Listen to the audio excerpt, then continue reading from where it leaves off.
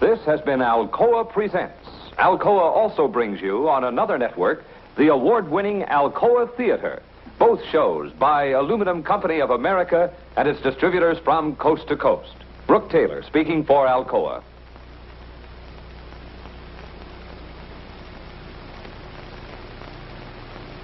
Square. Tall trees. She is not well. She has an ache here.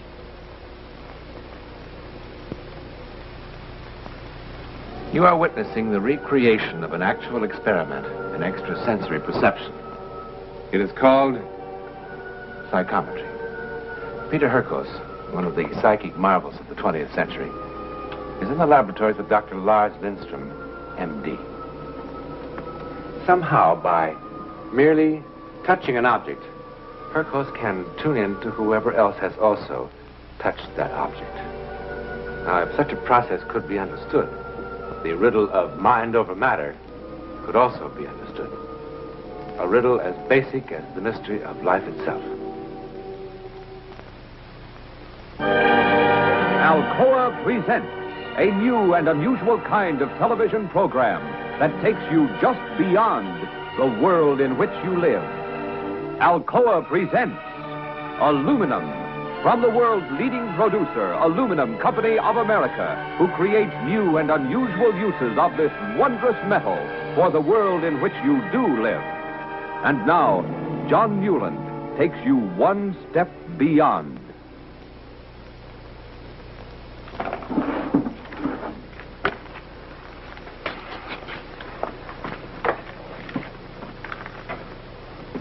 You're right about a psychiatrist. Uh-huh. Not bad. She went to the doctor May 7th, not early April. She thought of it a month earlier, and she should have gone. She would have saved herself an awful lot of suffering. And you'd be 100% right, huh? Your average for the series of tests so far is pretty respectable, Peter. 8 correct statements out of 10. Statistically, the odds against that are at least 1 million to 1. Of course, I told you. Dr. van der Helst in Holland said that I cannot do what I do with tricks. And now you see for yourself. Mind if we wait a bit before handing out testimonials? And so began phase 2. In the next series of tests, Dr. Lindström set out to remove whatever physical senses might account for Hurkos' power. He now began the psychometrization of objects seen, but not touched.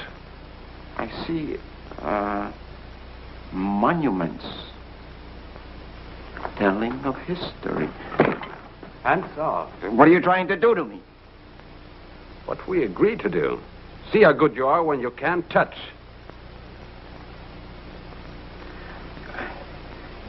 In the box, I see an ornament. No. Not an ornament. It's writing. Not writing, lines, like that go this way and that way, like a drawing. Here, wait, I show you.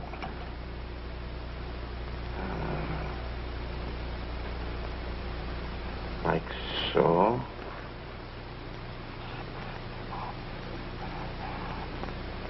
So.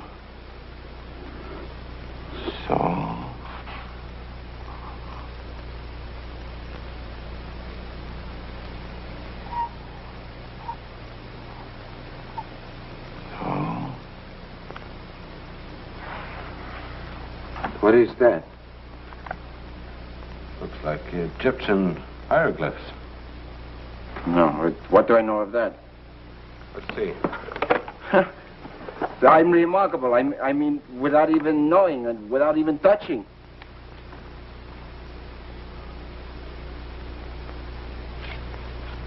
Two errors. 2 errors? I don't believe it. But listen, that's still fantastic. There could have been anything in that box. Dog collar, a toothpick, a keyring. 2 errors. This is called a stroboscopic light. The flickering reduces the area between the conscious and subconscious.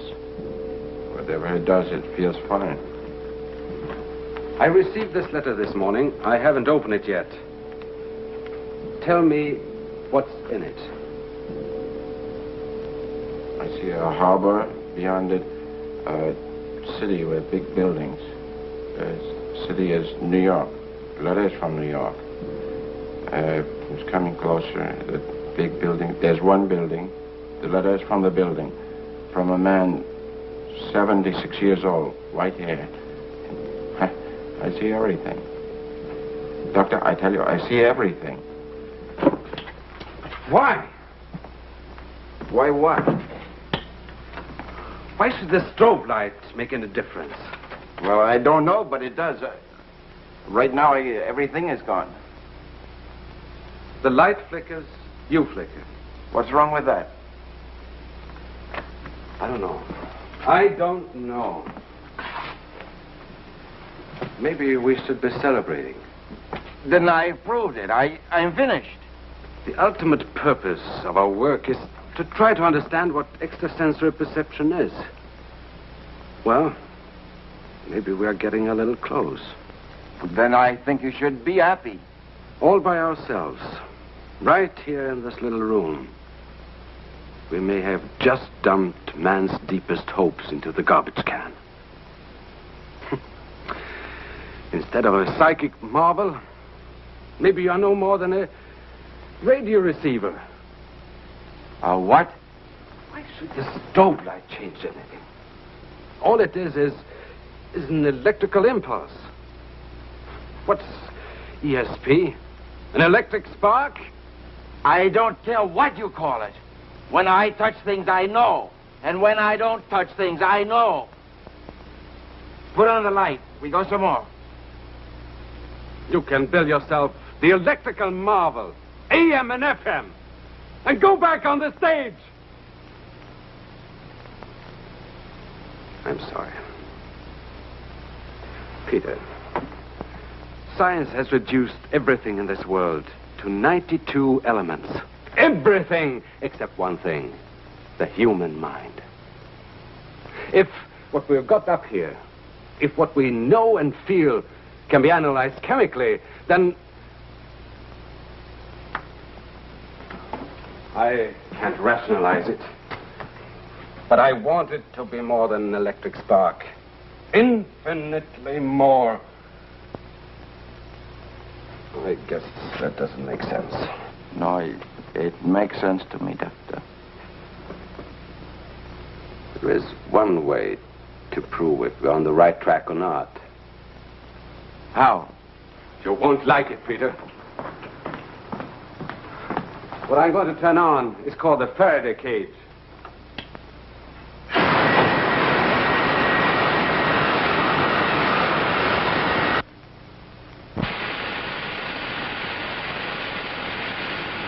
Why does it glow like that? That's 250,000 volts of electricity. 250,000 volts? Oh, you'll be quite comfortable and safe inside.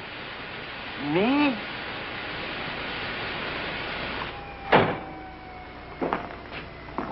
But you're joking. No. Oh, no, Doctor. Oh, no. It won't hurt you, Peter. I never heard of 250,000 volts helping anyone. The current is only on the outside. Come on, I'll show you. Come on.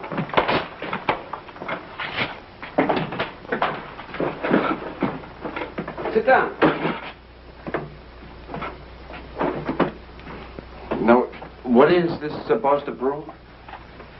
If extrasensory perception is merely an electrical wave, they usually score a 0 on the matching test. Because when the power goes on, no electrical impulse can penetrate these walls. With 250,000 volts, Will you stop worrying about it? You just sit there. Open your collar. Relax.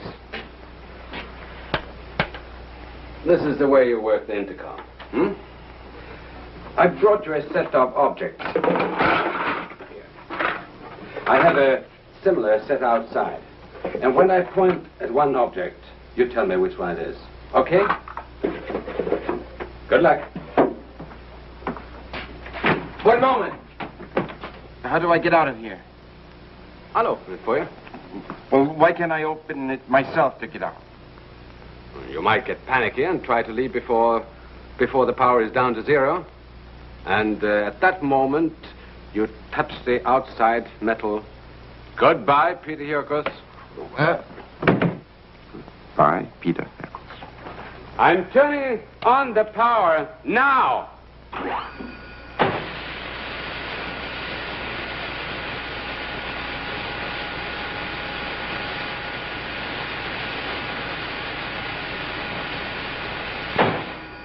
Once the cage is electrically charged, it remains hot until I pull the switch.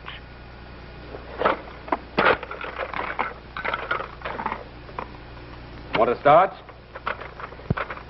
I guess so. You relaxed?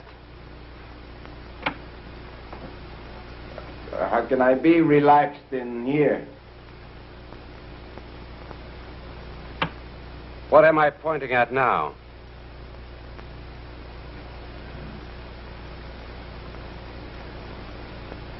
Peter! Butterfly. And now? Enough. The what? The Nook. Oh, I'm sorry. I still think in Dutch. Nope is button. And now? Extrasensory perception was not merely an electrical impulse. As a matter of record, shielding Peter Hurkos from electrical impulses increased his power enormously. Bullets.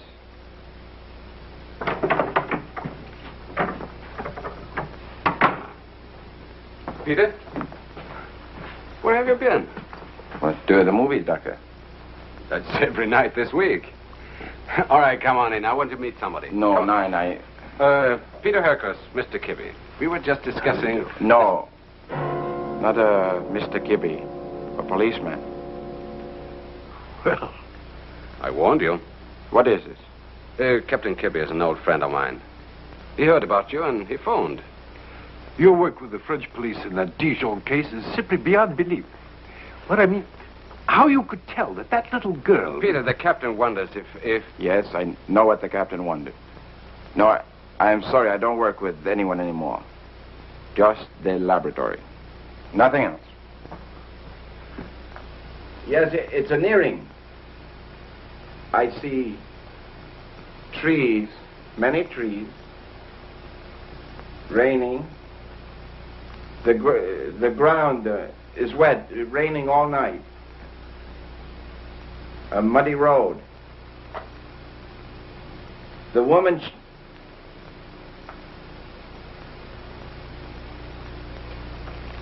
The woman is dead. The policeman gave it to you. Peter! You tricked me!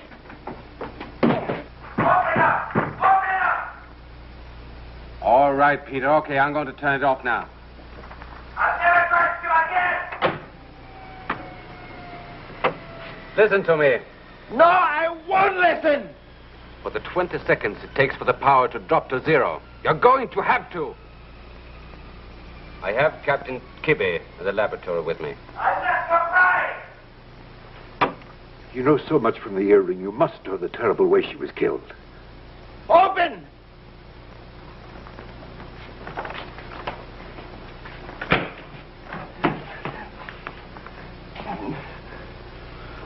If anybody had ever told me that I would be begging someone like you to help me solve a murder case, But I am begging.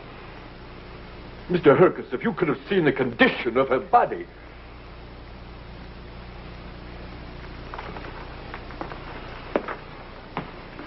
I'm not going to apologize this time. I doubt that God gave such a gift merely to entertain in theaters. If you will give me the earring back, I'll be on my way.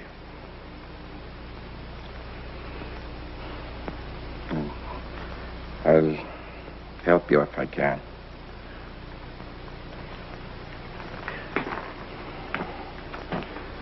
But I'm going to need something from the men who killed. But there's nothing. We went over the area 100 times. Nothing. The woman's body. Cremated. I must have something.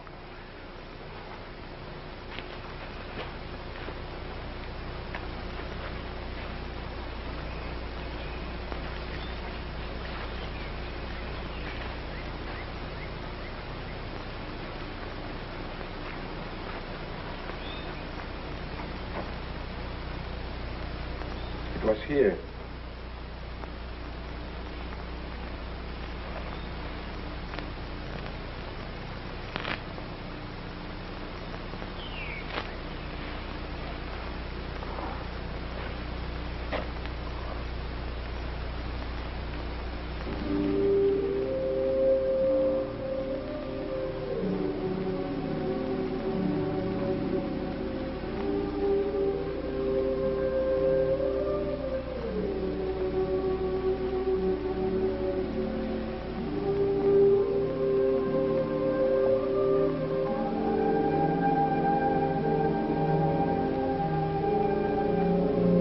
So,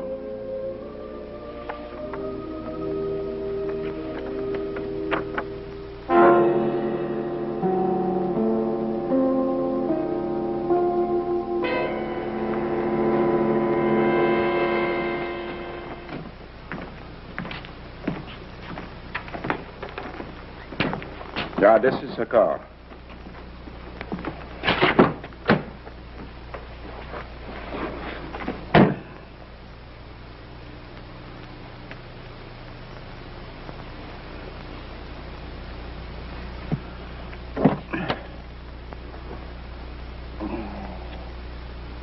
I see many lights, colored lights. Red light, the stop light. She's sitting behind the wheel, and the car is stopping. The man... Wait. Yes. This door, the man gets in.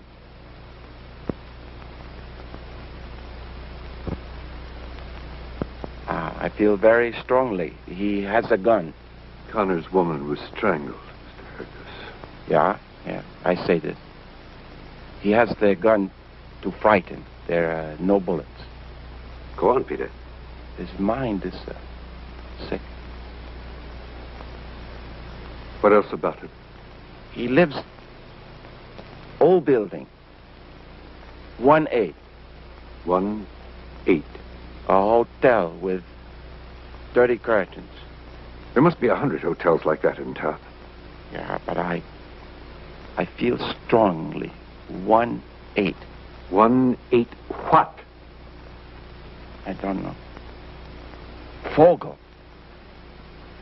Yeah, Vogel, the man's name. Vogel. Vogel? Peter, in English there are two names. Vogel and Vogel. One with an F and one with a V. Which one do you mean? The V. V. Vogel. Yeah, I say this. I can already hear the laughter in the police locker room. Right there. 4 days later, 37 flea traps, flop houses, side street hotels later, Peter Hurkos and party arrive in the dingy lobby of the Royal Arms Hotel. Vogel is living here. Now, wait a minute, mister. I ought to know who lives here and who don't. Peter, you said number 18. This is 127.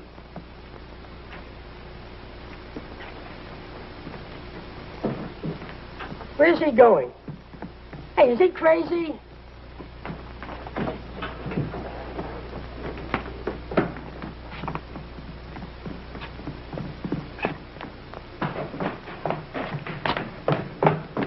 you guys doing here? Open it up.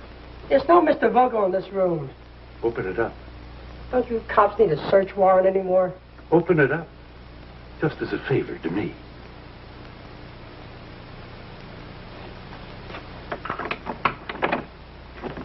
Tell me what's happening at least.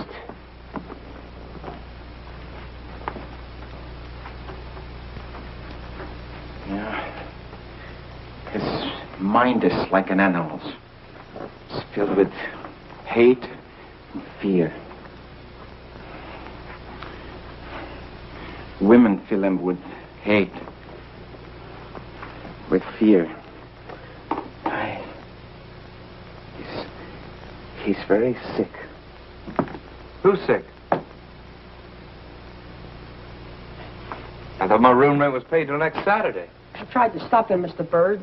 This is the captain of detectives, and the other two guys, I don't know who they are. You ever use the name Vogel? Vogel? The name's Bird, like in Robin Redbreast. Walter Bird. Any identification? Sure. Where do you work? What do you do? The bowling alley on South Beacon. Just came from there. Long, hard day. Tell your friend it's not polite to stare. His name's not Vogel. Well, that's for sure. Yeah, he's the one. What one? Who is this kook? Buddy, stare at something else for a while, huh? Would it be too nosy to ask you gentlemen what this is all about? Peter described how he looked like. There are a million guys that look like that. Oh, thanks, loads. But I'll run a routine check anyway. Well, you'll find I'm a real bad boy when it comes to parking tickets.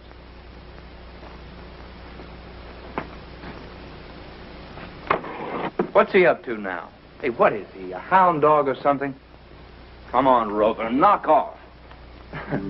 How do you do? The name's Bird, like in Robin Redbreast, and please give me back my hand.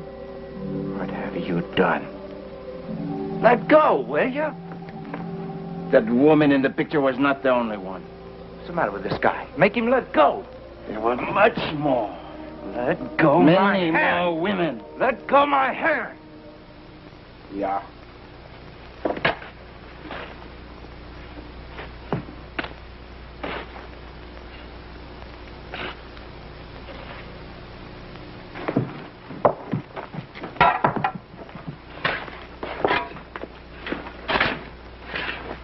Peter, Yeah? sometimes in the laboratory, you'd think in Dutch. Do you remember? Yeah. What's bird in Dutch? Bird is Vogel.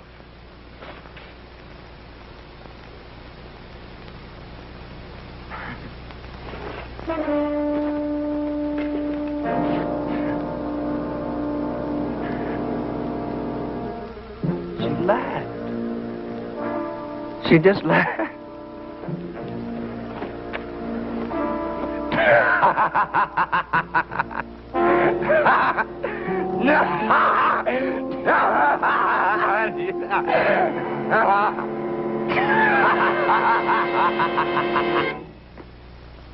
And this is the real Peter Hurkos. Peter, we understand that you spent a total of 2.5 years in the research laboratories of a medical doctor that we call Lars Lindstrom, right? That's correct. And the research still go on here and in Europe. Oh, that's marvelous. Actually, an important paper was recently read on this very same subject, on this research, before a group of scientists at the Massachusetts Institute of Technology, and will soon be published, right? So long as I live, I offer myself for any test, any studies, under any conditions that scientists may impose. Good. With the rare gift of a few men like Peter Hurkos, mankind, ever so slowly, moves toward an understanding of what we human beings are, what we really are in the universal scheme.